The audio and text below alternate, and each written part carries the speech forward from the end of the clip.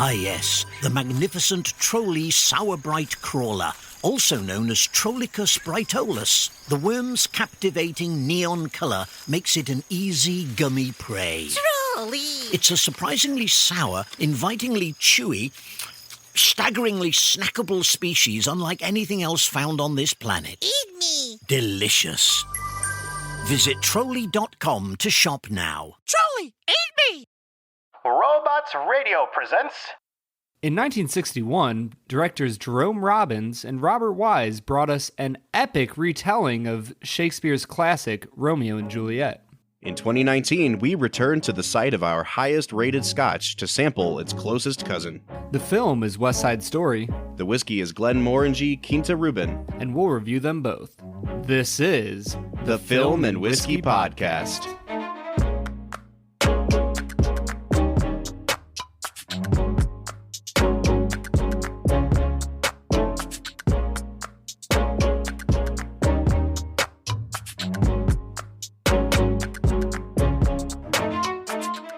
Welcome to the Film and Whiskey Podcast, where each week we review a classic movie and a glass of whiskey. I'm Bob Book. I'm Brad G. And this week we are looking at the 1961 film West Side Story. And we're also starting the September of Scotch. Because here at the Film and Whiskey Podcast, we're always looking to expand our horizons. So each week this month, you will be hearing us review a different scotch. But before we get into that, Brad, I think we want to take a second here and we want to talk to our faithful listeners. Yeah, so every week we are able to check and see where our listeners are tuning in from. And we obviously have a ton of people in Ohio and Kentucky and spread throughout the U.S.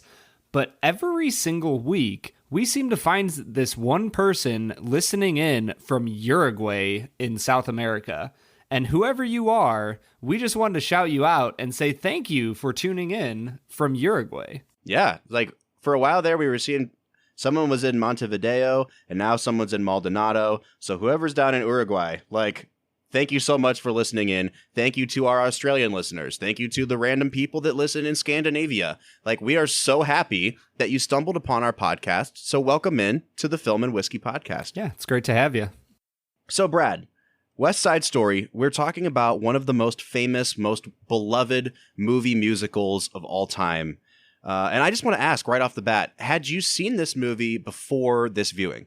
I have never seen West Side Story. Wow. That's kind of surprising because I feel like this is one of those movies, again, just like with 12 Angry Men, where this was a movie that was shown like in my high school all the time. Like anytime the music teacher took a day off or anytime the English teacher didn't really want to teach about Romeo and Juliet, they would just show West Side Story instead. Yeah, I suppose that I just never had that experience. It was never shown in school for me.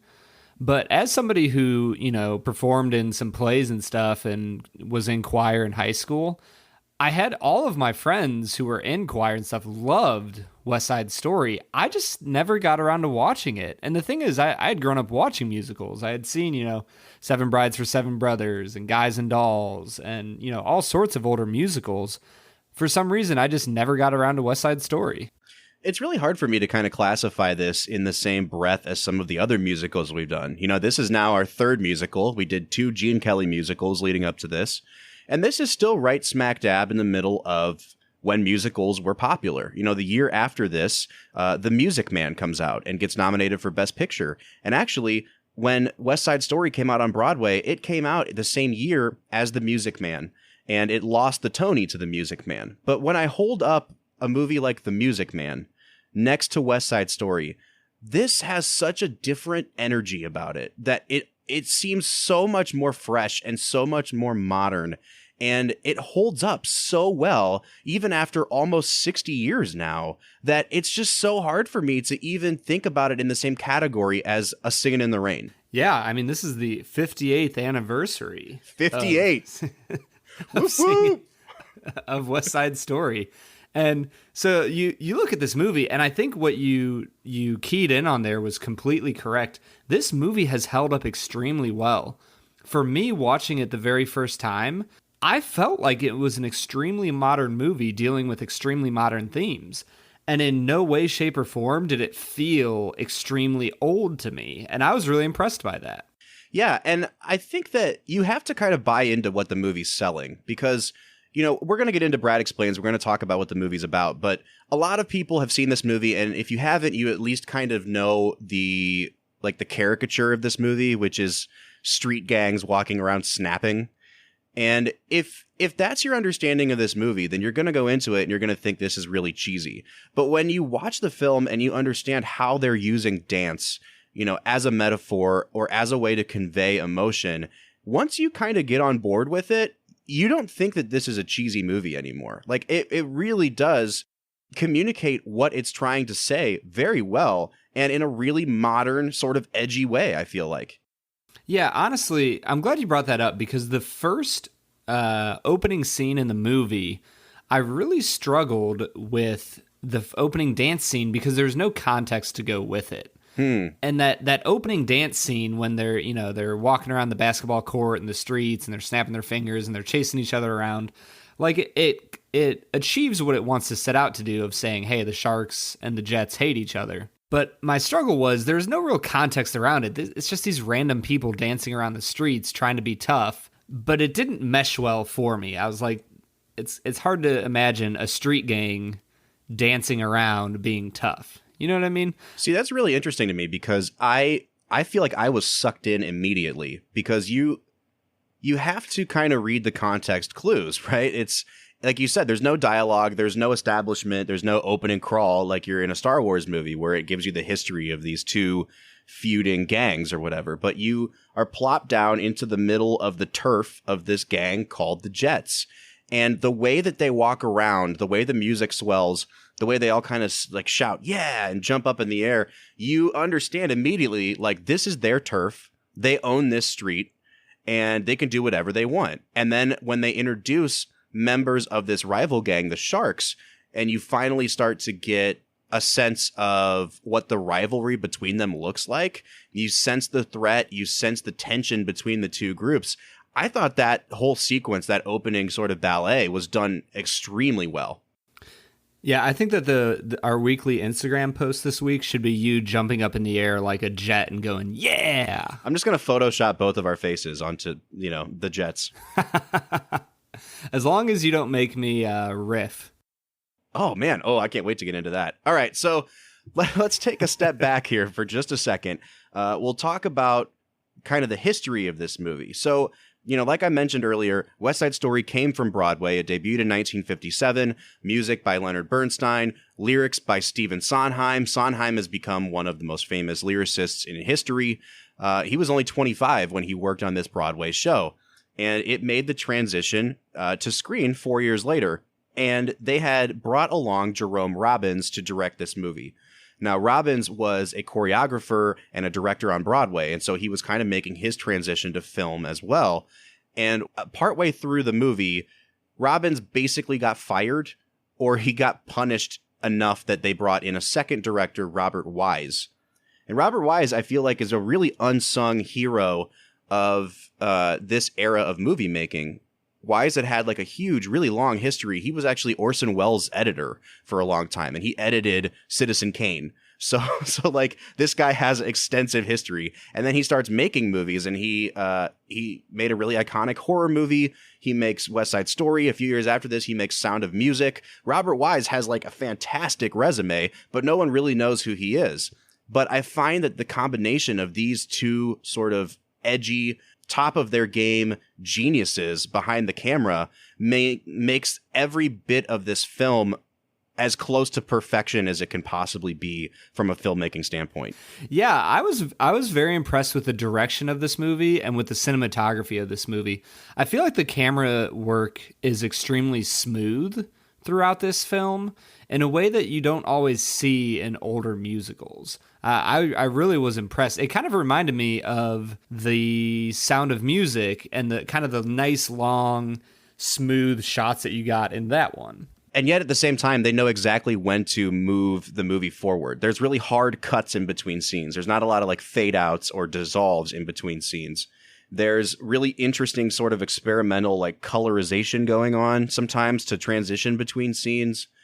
And what I really love, though, is that so much of this movie is shot on location, and they really use the backdrop of New York City as an actual backdrop. Like in that opening ballet sequence, one of my favorite shots in the movie is when 3 of the shark gang are dancing onto frame, and behind them, you don't actually see any sky or anything. It's a building, and it's just the face of this building covered in windows, and that's the backdrop of the shot. And they find these fantastic framing devices for these shots that they put in the movie. And the use of color is fantastic. And I find that when I watch this movie, I kind of geek out from a movie nerd standpoint. And I had never really thought about how well made this movie was, but every single shot in this movie is composed so perfectly. You could draw a line through the action in every shot composition. There's some shots where people are stacked on top of each other or put at a slant, but I feel like you could pull every shot out of this movie and hang it in a museum because it's so perfectly framed. Yeah, I really like that you started talking about color. I think one of the reasons this movie stands out so well is that they use color so specifically throughout the movie to represent, the jets and the sharks, and even beyond the use of it to delineate who is who. Everything in this movie just pops. Oh, yeah. And for it being a movie about a city, and in a lot of ways, when you think about cities, you think about it being dry and kind of drab, gray, dark colors. They use that for the buildings, and they use the clothing of the characters, the costume design, to just absolutely light up the screen. And I love that. Yeah, definitely. So maybe this is a good point for us to transition into our favorite segment, Brad Explains. Now, we've talked about the beginning of the movie, which is this wordless sort of ballet sequence that you get that introduces the fact that there are these 2 warring gangs on the west side of Manhattan, but there's more story to it than that. So Brad, why don't you walk us through the plot of West Side Story? Yeah, I'd really love to walk you through, step by step each part of the movie. But before I do that, I'll just say, 3 words: Romeo and Juliet. Yeah, that's pretty much all you need to know. This movie is an updated version of Romeo and Juliet, where they take it and they transpose it onto late 1950s New York City. Yeah, I as much as I would love to do a nice long Brad Explains, if you don't know the story of Romeo and Juliet, then I don't know what I can do for you. Right. It really is. I mean, and that's not just, we see parallels to it the way we see parallels to like Hamlet in The Lion King. Like this is literally Romeo and Juliet. There are 2 families, or there's 2 gangs that are fighting, and these are these star-crossed young lovers who have a tragic romance, and that's the movie. Yep. And it's beautiful. Yeah. I think one of the things that stood out for me about this movie was how incredibly sad it was. I was not expecting that going into the film because the movie takes you into so many happy, fun, kind of happy-go-lucky areas that the overall story of the movie is extremely sad. It's extremely depressing, and you get to the end of the movie and you're left with this emotional dissonance of the uplifting aspect of all the songs and the brightness of the clothing and the colors and the music is just flowing and it keeps you going. And yet it's an incredibly sad story about 2 young lovers that are torn apart by hate and by this feud between 2 families. Yeah, definitely. One of the things that I really have always appreciated about this movie, and I think it gets a bad rap, is that people look at it and they think it's cheesy. And we already talked about, like the snapping down the street thing. But, they also refer to each other in language that we don't use anymore. And it's this stylized, like calling each other daddy-o and things like that. But you have to remember, first of all, like they couldn't swear in movies back then, at least not to the extent that we can swear now. And so they're doing these really inventive things with the way the characters talk. We challenge you to a rumble. All out once and for all, except... On what terms? Whatever terms you're calling. You crossed the line once too often. You started it. Who jumped Baby John this afternoon? Who jumped me the first day I moved here? Who asked you to move here? Who asked you? Who where you wanted? Back where you came from. Spicks. Mick. What? But if you look deeper than just the way they talk, I've always been impressed by how much attention to realism this movie actually brings. Like that opening sequence we keep going back to, the ballet sequence ends by the cops coming to break up this fight that's happening. And after the fight happens, the cops are standing there kind of interrogating both sides. And if you watch the actors, they're all breathing really heavy and their shoulders are going up and down and they're out of breath. And I love that there was that much attention to detail that they even followed it up scene to scene to make sure that you're getting the sense that these guys were just beating the snot out of each other. Yeah, I totally agree. I noticed that at the end of the dance sequence when Iceman is telling them all to be cool and they end up dancing in the parking garage. And then at the very end, they almost like pose for a group photo. Right. And you see them, they're all like kind of huffing and puffing a little bit and trying to hold still, but they can't because they've been dancing so much. Yeah. And I for some reason, that really stuck with me. Part of me wonders how much that was a directorial decision to make the scenes have more continuity. And part of me wonders how much Jerome Robbins was just pushing these people, because like you hear these horror stories that come out of this set where like people are dancing so hard, joints are coming out of place and people are bleeding through their shoes. And apparently somebody like bit through their lip with their tooth, like their tooth came through their lip, things like that. So, oh my gosh. Yeah. So, I mean, maybe it was just that they were capturing what actually happened after they all finished dancing and they had, they needed oxygen. Yeah, I think maybe when, spoiler alert, people get stabbed, maybe they were thinking about stabbing, Jerome Robbins, and that's why it was so passionate. Yeah, definitely. All right, so we've said that this is an adaptation of Romeo and Juliet, and so maybe we should kind of get into our main characters and the actors behind them. So in this movie, the characters are not called Romeo and Juliet. They're called Tony and Maria. And Tony is played by a guy named Richard Beymer, and Maria is played by a much more famous actress, Natalie Wood. Brad, what did you think of the two leads and their performances? Man, I absolutely loved Richard Beymer as well as Natalie Wood. They brought such a youthful exuberance to their roles. I was absolutely captivated every single time that they were on the screen. Yeah, I think that's a good point. I really appreciated both of them as well. I do think I liked Richard Beymer better as an actor than Natalie Wood. Natalie Wood's one of those actresses that was really popular, but critics never really liked her or thought she was that good of an actress. And I watched these two characters, and I think that part of it is the fact that in musicals, this is almost always the case. The lead characters are always the most bland characters. And you see it especially in these sort of literary adaptations or movies that are based on like fairy tales. If you go to Beauty and the Beast, that became a Broadway play. Nobody wants to play the Beast. Like the Beast is kind of a lame character to play. Everybody wants to play any other supporting character. If you watch The Little Mermaid, like Ariel's kind of a lame character. The Prince is even more lame. You want to be Sebastian. And I think that it's the same case in West Side Story where the supporting characters just bring so much more color and vibrancy to the movie. But we read back onto the actors, I think, the lameness of their characters. And I actually think both actors do a really good job here. It's just that they're not given as much to do. That's really interesting. I agree with what you're saying about, the Disney movies you mentioned, but in this movie, I really think that especially Tony is given a lot of material to work with, and I think he shows a lot of emotional range, moving, from scene to scene that I thought was really impressive. Yeah, I was very impressed by Richard Beymer's performance, and Tony does get a couple show-stopping numbers. One of my favorite songs in the whole musical is his song Maria, and it's a song that a lot of people, and it's a very famous Broadway song. But all he's asked to do as an actor is literally walk in front of like a rear projection, like there's a green screen behind him and they're like fading in and out between the streets that he's on. And then he's like wandering down the street singing to nothing about this girl, Maria.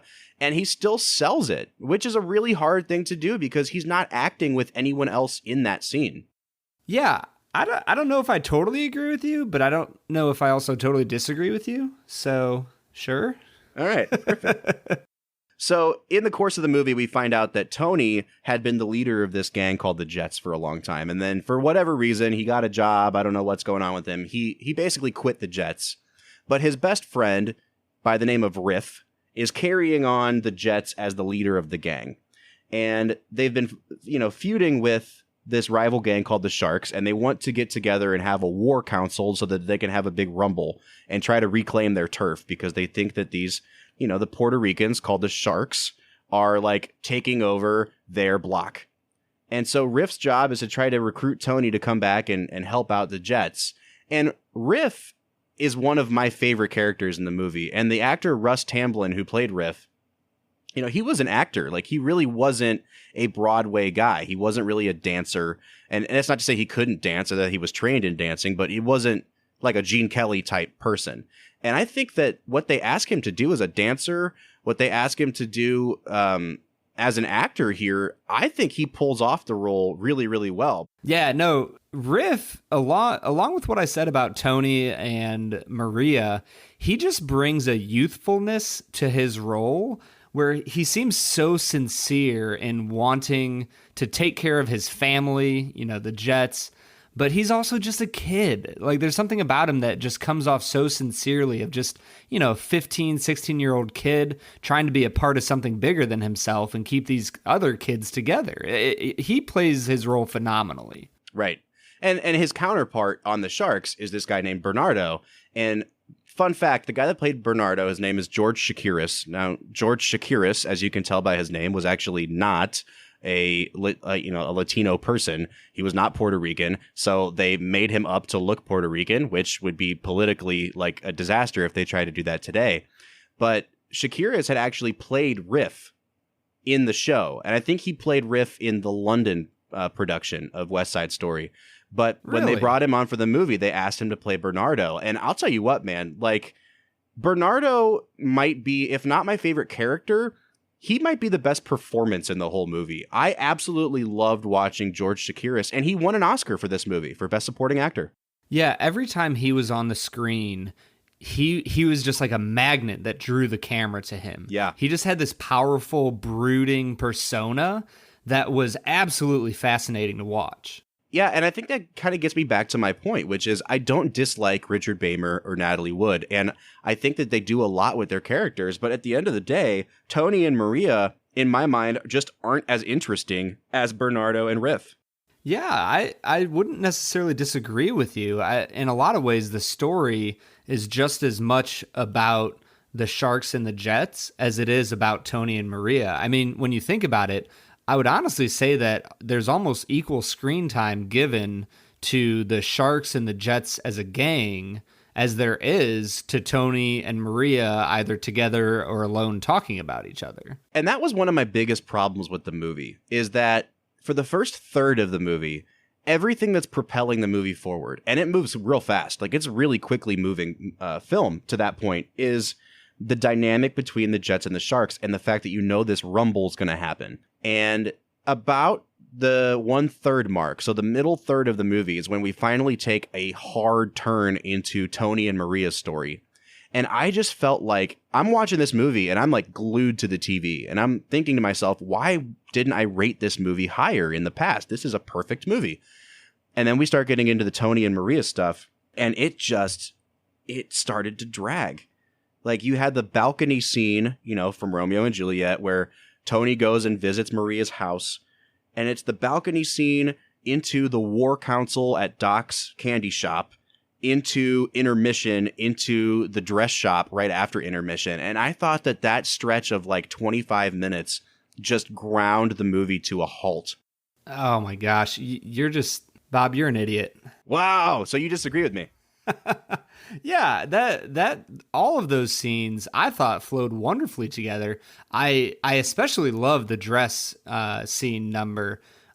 I thought that Natalie Wood was phenomenal in the dress shop. Also, we haven't talked about her yet, but Anita, the wife of Bernardo, I thought she was absolutely stunning in her role. So Rita Moreno, she wins an Oscar as well. George Chakiris, Rita Moreno both win an Oscar for this movie. And she really does, I'm partial to Bernardo, but Anita steals the show because she has far less dialogue or screen time than any of these other supporting characters, but she makes her presence felt in each and every second that she's on screen. Yeah, but to get back to the part where you're an idiot, I just think that the story... the story moves perfectly from this is a big grand narrative about the Sharks versus the Jets, and then it kind of zooms in and it like hones in on the love story between Tony and Maria, And I think it's a perfect juxtaposition between the big story of the gangs fighting each other to the small story of the love between two young people. I thought it was brilliantly done, and especially those 3 scenes you talked about were perfect. I thought they were absolutely wonderful. The fact that you used the phrase "it ground the movie to a halt" is appalling to me. Wow. Yeah, see, I don't mind what they're doing there, and I understand what they're trying to do. And at some point, you have to get into that romance to make it even a little bit believable, because that's the big knock against Romeo and Juliet, is they fall in love at first sight. And then all of a sudden, they're like willing to die for each other. So you have to invest some time into developing that romance. But I just thought maybe it was the songs they sing too. And, you know, I love the "I Feel Pretty" number, but then right after that, when they have the mock wedding for themselves, I just thought that dragged on for forever. And I was like, get me back to Riff and Bernardo. I'm ready to see this rumble. Huh. Yeah, I think this is something we're just going to disagree on. I thought that the wedding scene especially, I don't know, it brought an emotional weight to the movie that you hadn't had before, where you start to realize that these kids are taking things seriously, that these kids are like, they have an understanding of weddings and marriage that I don't know if you would see in a lot of other movies. I really enjoyed that. That's a good point. And we're going to have to wind down here and get into our next segment, which is our whiskey for the day. But before we do, Brad, I want to ask, is there anyone else that you want to call out for their performance in this movie, good or bad? I really, really, really enjoyed the owner of the shop. Doc. No! Oh, he Brad, was so funny. Brad, I literally wrote down, like, this is the whole reason I introed it, was so I could say the actor who plays Doc sucks so bad. He is such a terrible actor. Like, and he has the emotional weight of the movie resting on him for a while. Like, because, you know, we're going to get into this later, but what happens towards the end of the film is, you know, Riff and Bernardo are both killed in a fight. Tony actually kills Bernardo.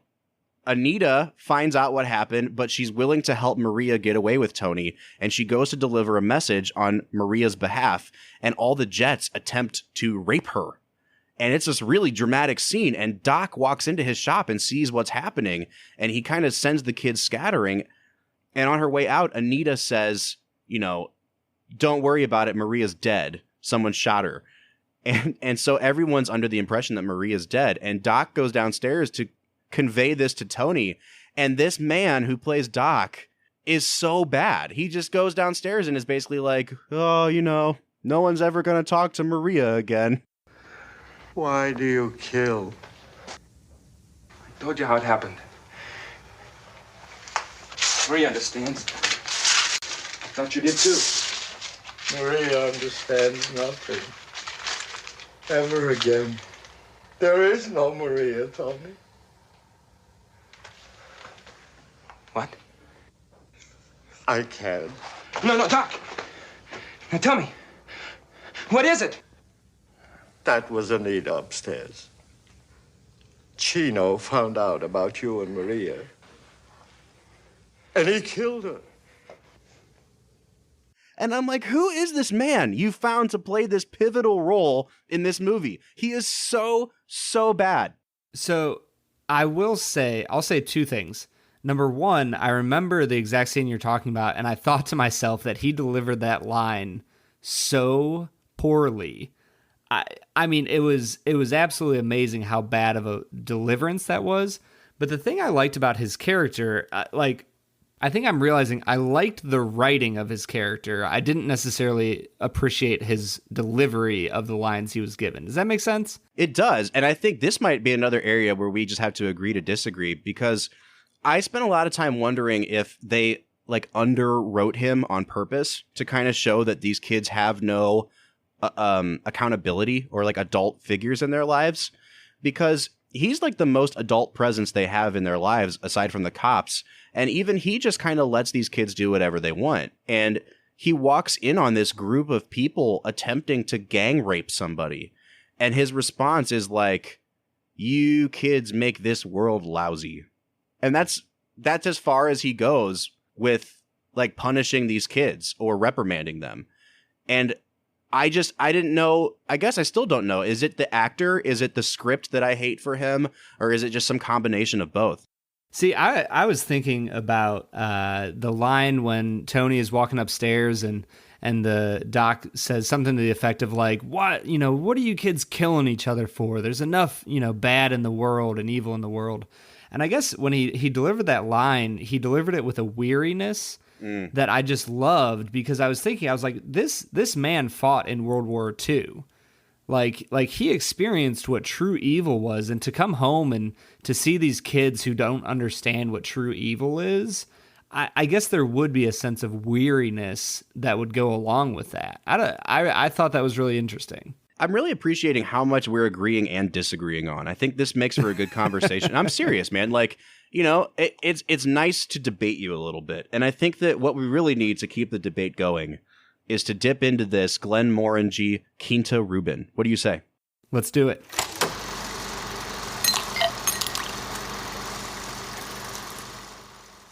All right, so today we are trying Glenmorangie Quinta Ruban. Now, it's called Quinta Ruban because part of the process of making this whiskey is that it's aged in port barrels, and port is a kind of wine that is traditionally made in the Quinta region. And so this is a 12-year aged whiskey. They've actually, since we've bought this Glenmorangie sampler that we're working through, they've actually released a Quinta Ruban 14-year, but we're trying the 12-year today. And according to Glenmorangie's website, 10 of those 12 years, this product is spent aging in American oak barrels. That's right. And then they take it out. Darn right, Glenmorangie. And then they take it out of these American oak barrels. They put it into old port barrels to finish.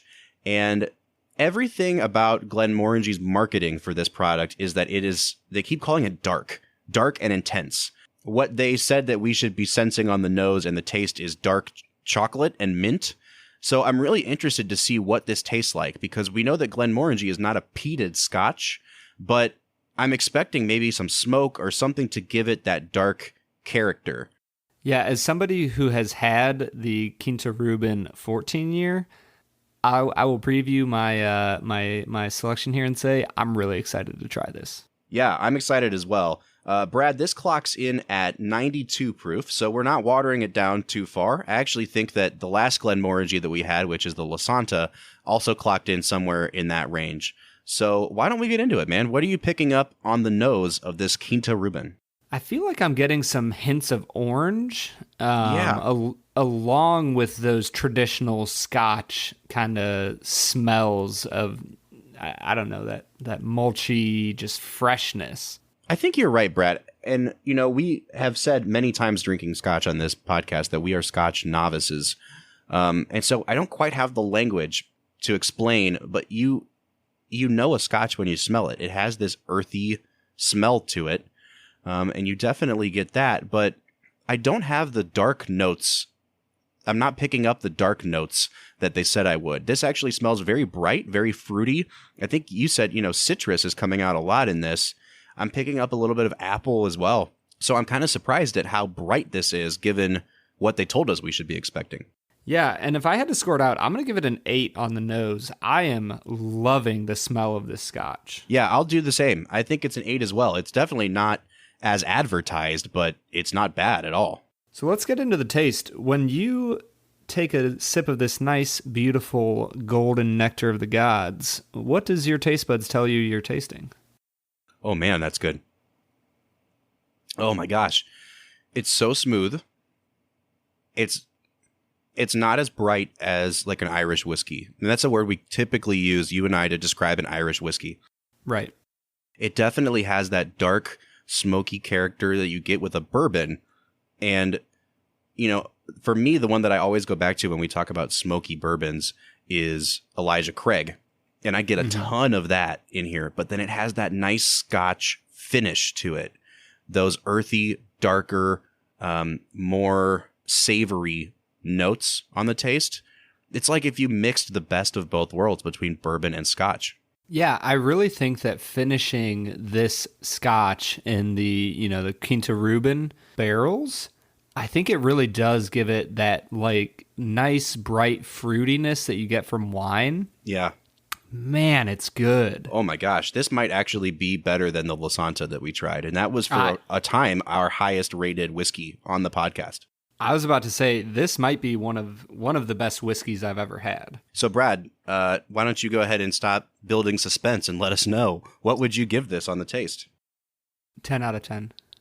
I'm going to give it a 9 on the taste. I can't pinpoint anything I dislike about it, but I'm going to have to sit with it for a little while to decide if it's a 10. So if I had to say right now, what would I give it? I'm going to give it a 9 on the taste. Bob, I just gave a whiskey the very first 10 out of 10 on taste in the entire history of the Film and Whiskey podcast, and you gave me zero reaction whatsoever. I didn't even realize that was the first one.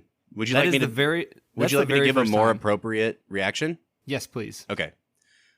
Wow, a 10 out of 10. First time ever. There you go. Thanks, Bob. I appreciate that. All right, so what are you thinking about the finish on this bad boy? Yeah, the finish on this is just as beautiful as the taste. I mean, you get all of that brightness, the citrusy notes. I think that if I was going to get a little bit of chocolate and mintiness anywhere, it would be on the finish. I think you start to kind of grasp the depth of this scotch as you're swallowing it. Yeah, that's for sure. And, I have gone on record numerous times saying that I like a sweeter whiskey, and this has no sweetness to it. It does have some brightness to it, but it doesn't have a sweetness. And so when it comes to the finish, it's not a bitter finish. It doesn't leave a long-lasting finish, and it's not really, really dry, which is something that I kind of expected with the port finish on it. But with all that said, I love it. I love it, man. I'm going to give it a 9 on the finish. Yeah, I'm also going to give it a 9 on the finish. Which brings us to overall balance. So we're talking about nose, taste, and finish put together. Brad, what would you give it on overall balance? I'm going to give it a 9 on balance. I think that it moves from your nose to your tongue to your finish extremely smoothly. There's nothing that's lying to you. Every single aspect of it is very high quality. Yeah. And I'm very impressed. That's for sure. Listen, we haven't even finished our scores yet, and I got to say, Glenmorangie is knocking it out of the park, man. Like, we bought this little sampler of 4 different varieties of Glenmorangie for like $24, and we're on our third one out of 4, and we have loved every one of them. So even the standard Glenmorangie was really good. Yeah, this sampler has been the gift that keeps on giving. I mean, we haven't even tried all 4 of them. We're still waiting on one more, I believe. Yeah, so what's the last one that we have to try, Bob? It's called Nectar d'Or, and it's the most expensive of the 4. We're kind of working our way up in price point here. Yeah, so I am really excited to try Nectar d'Or at some point. I believe it's pronounced Nectar d'Or. That is the correct French pronunciation, yes. Yeah, I figured Nectar d'Or. So that actually segues us into talking about the price, because value is our last category that we score on. Now, Glenmorangie scotches are not cheap. And, generally we've found that scotch in general is not cheap. A bottle of the Quinta Ruban 12-year is going to put you back $57.99 in the state of Ohio. So we're talking $58. That is an investment. But what we've also said on this podcast is when you have a whiskey that blows you away, it's worth the investment. We've had expensive whiskeys that weren't any good, and you're paying for the marketing. And when it comes to Glenmorangie, I feel like you really are paying for something that has had time and patience and craft put into it. Brad, what would you score this out on value? I am actually going to give this a 10 out of 10 on value. Wow, really? For the fact that I've had other scotches that cost $100 plus, and I would put this right up there with those scotches. And if you're paying $50 to $60 less for a scotch that I think is of similar value, I mean, that's perfect value. Yeah, I mean, I agree with that. I don't know if I can ever give anything that costs $58 a 10 out of 10 on value, but in the world of scotch, things are just different. Brad and I come from the world of bourbon, and 5-10 years ago, you would never have found a bourbon that cost $60. It just didn't happen. And even now, when bourbons start to creep up into that $50 range, it's an expensive bourbon. But $57 is really a low to mid-tier scotch. you're talking hundreds and hundreds of dollars for certain single malt scotches. So I'm going to give it a 9 on value. I think, Brad, you're right in that I don't know what else I would buy over this at this price point. But when I'm comparing it across different kinds of whiskey, and I could get, basically 2 bottles of Weller Antique for the price of one of these, I think that's kind of what brings it down in my mind. And maybe it's not fair for me to compare it to other kinds of whiskey at different price points. But it really is. I mean, this is going to hit you in the wallet a little bit if you choose to buy it. So I'm going to just stick it a 9 for this one. I'm glad that you kept the score a little bit high because I really do think that this scotch has so much to offer at the price point it's at compared to other scotches. Yeah, for sure. All right, so that's putting me out at a 44 out of 50. Brad, what's it putting you out to?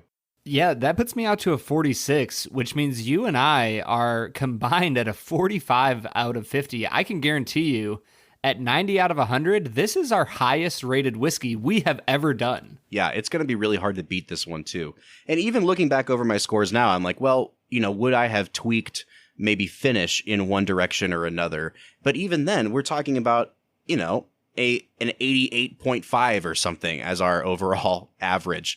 This is a phenomenal whiskey. Glenmorangie is hitting it out of the park. I'm telling you guys, if you don't want to go out and buy a whole bottle, do what we did. Go to the liquor store, find this, 4-pack of 100 milliliter samples for $25 and enjoy a couple drams of this scotch. It is a gateway into the world of scotch, and you cannot do better for a gateway liquor. Yeah, honestly, if you're looking to enjoy some good scotch, spending $25 to probably get 8 to 10 glasses of whiskey out of some really quality scotches, I mean, you literally cannot beat it. This is a phenomenal sampler, and you're going to try some really phenomenal scotches. And if you've never drank scotch before, this is a perfect place to start. Well, that has been Glenmorangie Quinta Ruban 12-year. I hope someday, Brad, to join you in drinking that 14-year because I feel like it can only get better from here. Oh, don't you worry. It will soon be coming to a podcast near you. There we go. What do you say we get back into talking about another thing that's aged well, the film West Side Story? Let's get to it.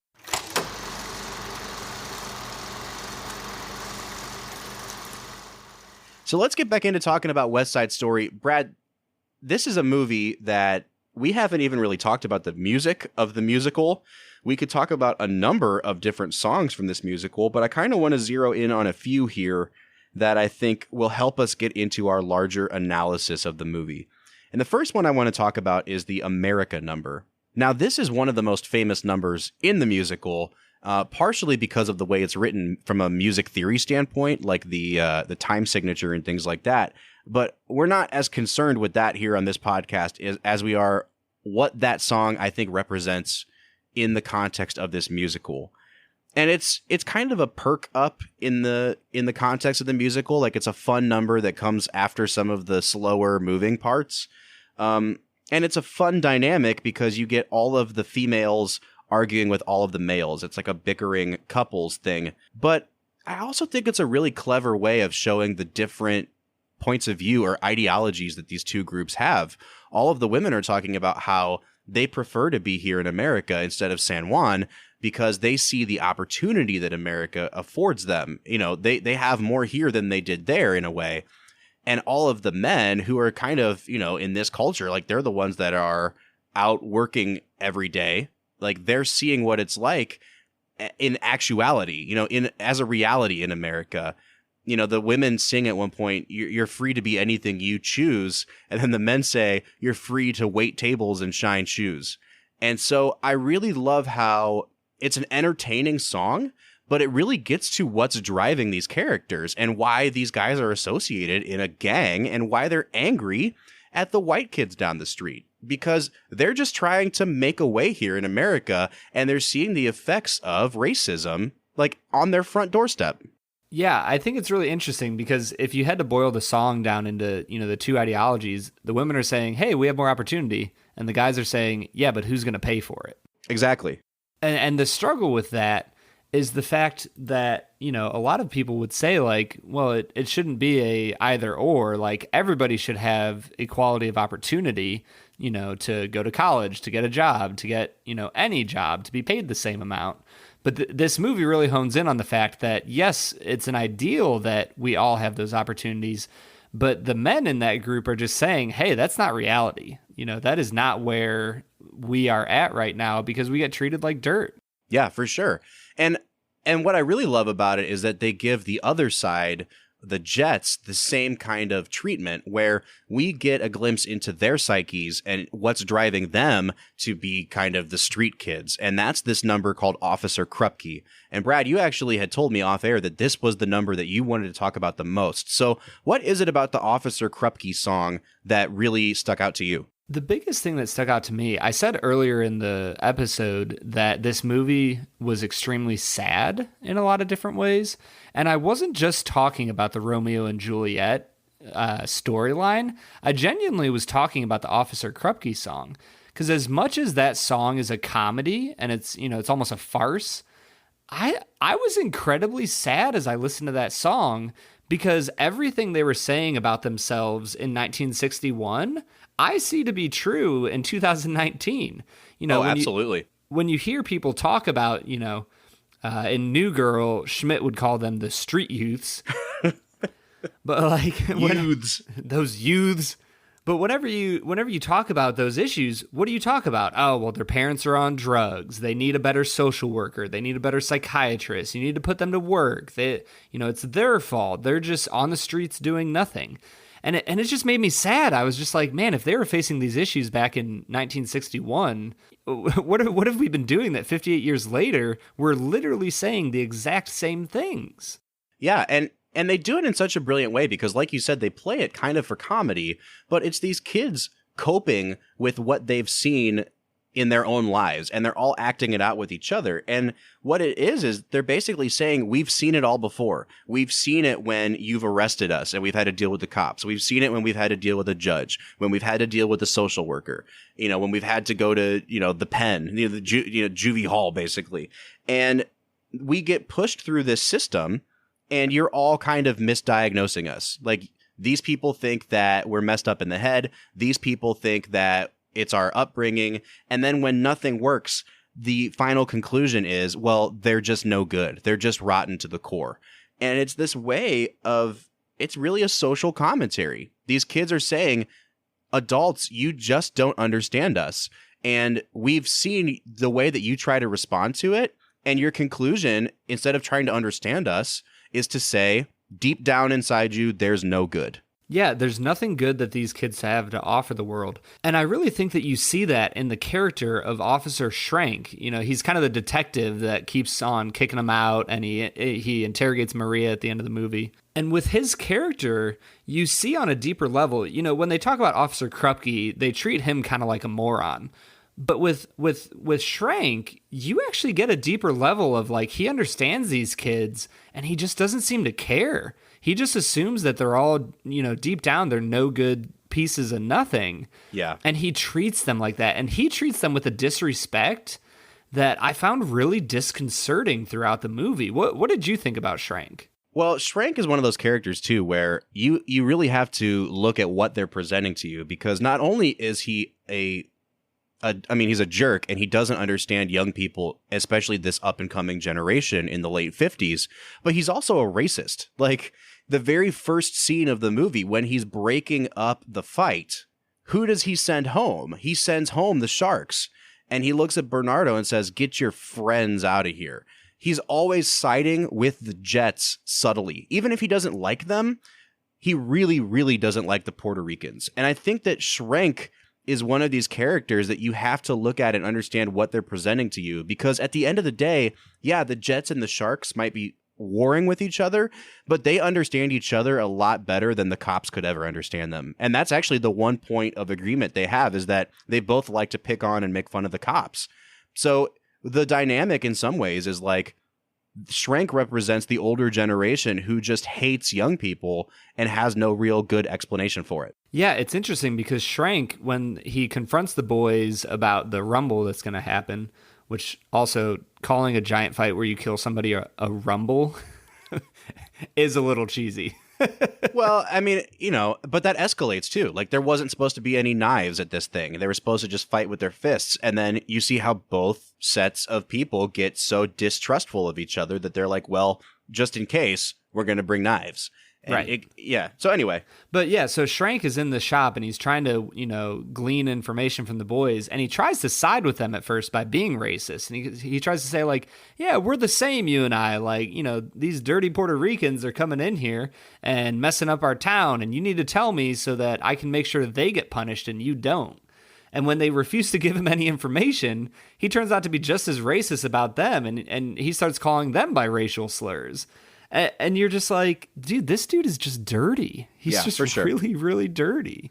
And that's one of the things that I love about this Officer Krupke number that you brought up is it not only reflects like what's going on in the lives of these characters, but I think you can't overlook the fact that this was written in the late 1950s when Elvis Presley had burst on the scene and the rock and roll generation was coming up. And this is one of the first times in pop culture that you see a generation of young people who have such a profound disconnect from their parents' generation, that to the point where their parents really think that what they're engaging in is evil. And this whole movie is the story of young people basically arguing that older generations just don't understand who we are. Yeah, this movie, I think it's probably one of the best musicals ever because it's not just great music. And I might be giving a small bit of a hot take here. I actually don't think that the singing musical numbers in this movie are the greatest. What? But wait. Did you just say that the songs in West Side Story are not that good? I mean, they're pretty good. They're just okay. Brad, this is like one of the most famous musical theater plays ever. Like, are you serious right now? Yeah, I mean, are you spitting on the grave of Leonard Bernstein and preemptively spitting on Stephen Sondheim's grave? No, I mean the music in it was great as far as like the orchestral pieces. I really loved a lot of the orchestral parts, but the actual singing numbers, the songs, like they were just okay. Dude, we need to move on, or I'm just gonna. This might be the hottest take you've ever had on this podcast, Brad. I didn't even think it was that hot of a take. First you say Goodfellas isn't that good. Now you say the music in West Side Story isn't that good. Well, Goodfellas isn't that good. Oh man! All right, let's move on. We got one more thing to talk about here before we wrap up, and that is the scene in Doc's candy store at the end of the movie where Anita has come to deliver that message to Tony. And first of all, it's a really clever setup because at the end of Romeo and Juliet, what you have is this mix-up where Romeo thinks that Juliet is dead, so he drinks a bunch of poison and dies. And then Juliet wakes up and finds that Romeo's dead and then stabs herself. And so you have to introduce that sort of misdirection into the movie somehow. And they do it in this movie by the character of Anita basically almost getting raped by the Jets. And she's so upset, and it changes her worldview so drastically that she says, Bernardo was right. If one of you was lying in the street, bleeding, I'd walk by and spit on you. Don't let it go. So tell Chino that Tony's hiding in the cellar. Don't you touch me. I got a message for your American buddy. You tell that murderer that Maria's never going to meet him.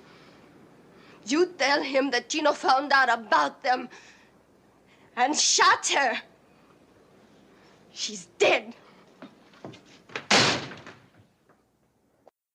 And so just from a plot mechanics standpoint, it is such a brilliant way of introducing that necessary plot point into the movie.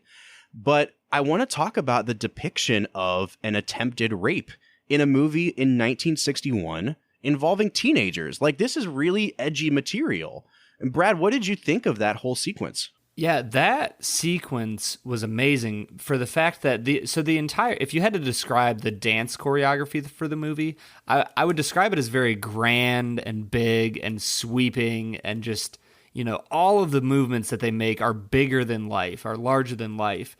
And so they do the rape scene in that manner where, they're throwing her around and they're using her shawl to like grab her and pull her towards them, and they do like a matador scene. But then they finally grab her, throw her on the ground, and they're holding her down.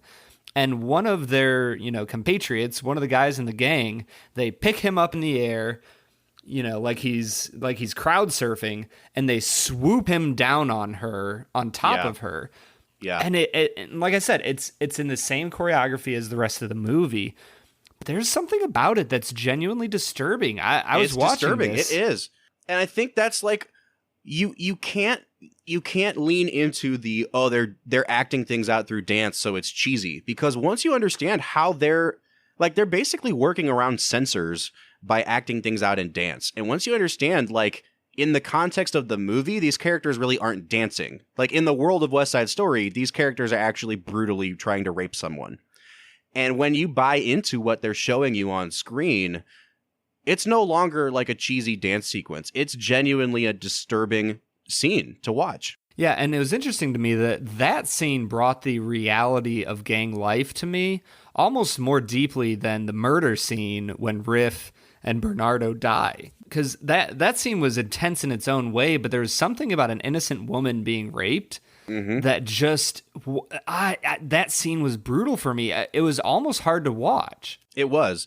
And that's why I think this movie, even 60 years on, is such a vital piece of American cinema. It does something that musicals just weren't doing. We talked earlier about how The Music Man comes out in theaters a year after this. And first of all, this is just a way better movie than The Music Man.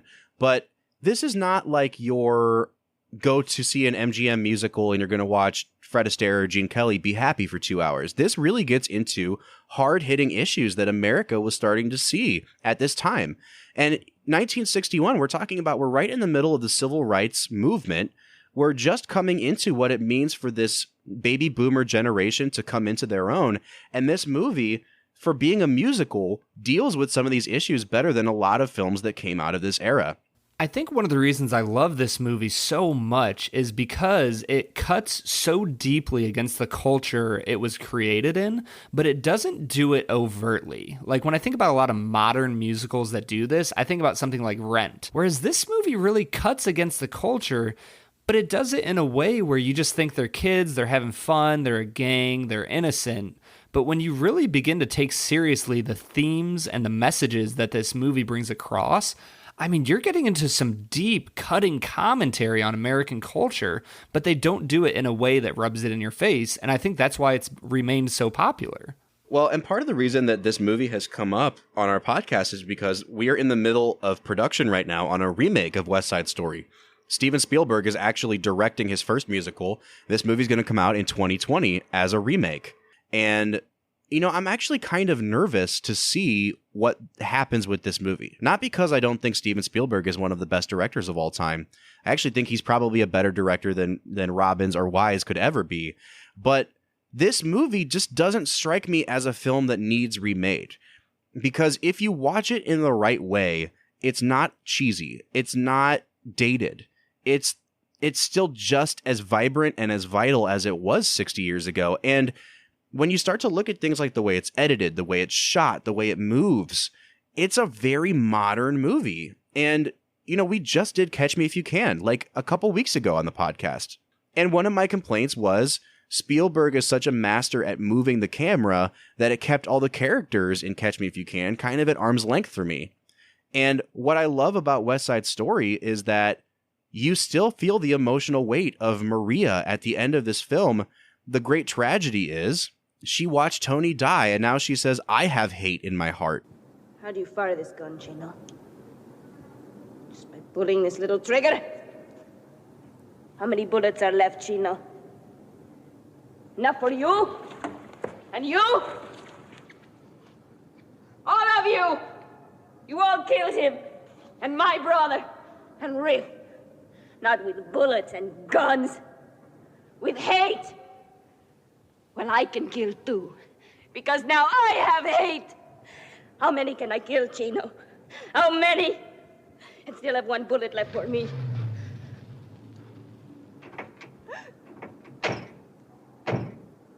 Oh, no.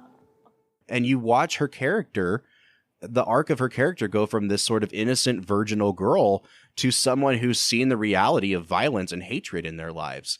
And I kind of worry that it can only go downhill from here. Yeah, I'm not sure what they're going to do with this movie that they didn't already do in 1961. I mean, what do they have to offer as far as a critique on society?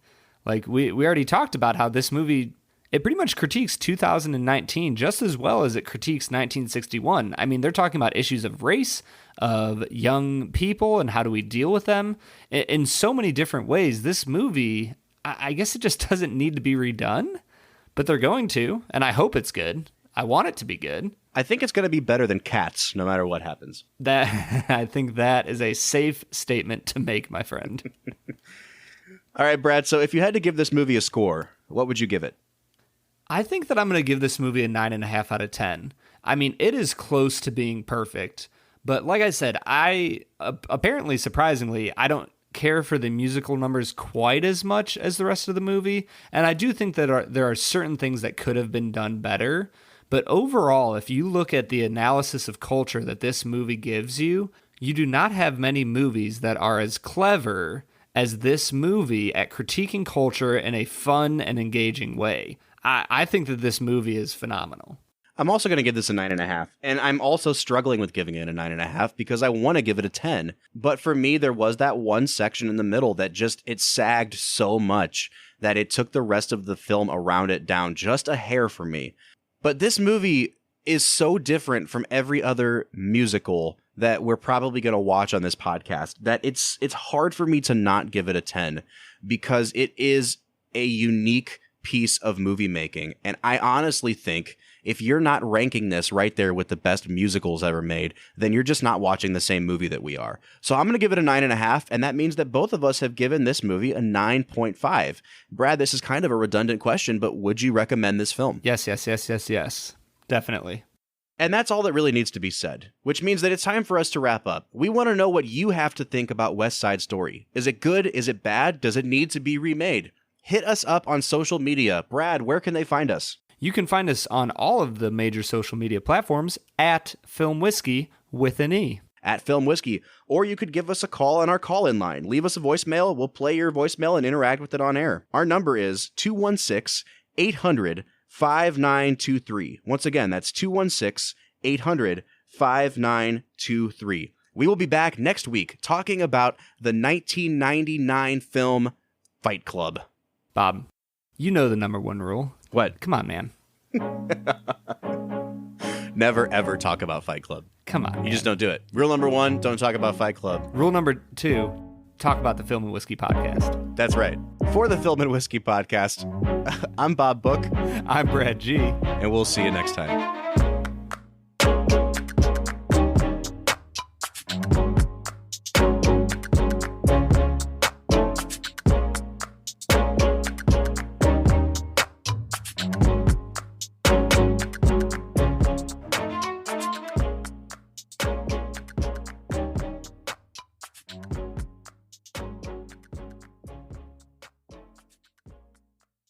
Hey there, this is Sebastian Azaro, host of the Outer World Show.